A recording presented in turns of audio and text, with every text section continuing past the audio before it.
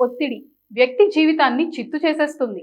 నేటి ఉరుకులు పరుగుల జీవితంలో ఒత్తిడి కారణంగా ప్రజలు మానసికంగానే కాక శారీరకంగానూ ఇబ్బందులు ఎదుర్కొంటున్నారు.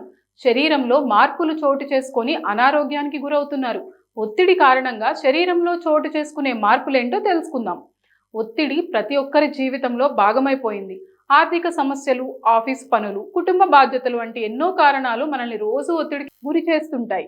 కానీ చాలా మంది దీనిని తేలిగ్గా తీసుకుంటారు. ఇదంతా మామూలేనని అనుకుంటారు. అయితే నిజానికి ఒత్తిడి మన శరీరంపై చాలా తీవ్ర ప్రభావం చూపుతుంది. నిరంతరం ఒత్తిడిలో ఉంటే మన శరీరంలో కార్టిసాల్, అడ్రినలిన్ వంటి హార్మోన్లు ఎక్కువగా విడుదలవుతాయి. ఇవి అవసరానికి మించి ఉంటే శరీరానికి విషంలా పనిచేస్తాయి.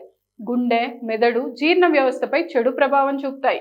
ఒత్తిడి మానసిక సమస్యలకే కాదు, శారీరక మార్పులకు కూడా కారణమవుతుంది. అతిగా ఆలోచించడం వల్ల జుట్టు రాలడం నుంచి గుండె జబ్బుల వరకు సమస్యలు వచ్చే అవకాశం ఉంది. ఒత్తిడి పెరిగినప్పుడు కార్టిసాల్, అడ్రినలిన్ హార్మోన్లు అధికంగా విడుదలవుతాయి. దీనివల్ల రక్తపోటు పెరుగుతుంది, గుండెపై అదనపు ఒత్తిడి పడుతుంది. ఒత్తిడితో అసిడిటీ, మలబద్ధకం వంటి సమస్యలు వస్తాయి. జీర్ణక్రియ మందగిస్తుంది. కొంతమందికి ఆకలి తగ్గిపోతే మరికొందరు అతిగా తినడం వల్ల బరువు పెరుగుతారు. ఎప్పుడూ ఒత్తిడిలో ఉంటే శరీర రోగనిరోధక శక్తి బలహీనపడుతుంది. దీంతో జలుబు, జ్వరం, ఇన్ఫెక్షన్లు తరచూ వస్తాయి. జ్ఞాపక శక్తి తగ్గడం, ఏకాగ్రత లేకపోవడం, చిన్న నిర్ణయాలు కూడా తీసుకోలేకపోవడం వంటి సమస్యలు ఎదురవుతాయి.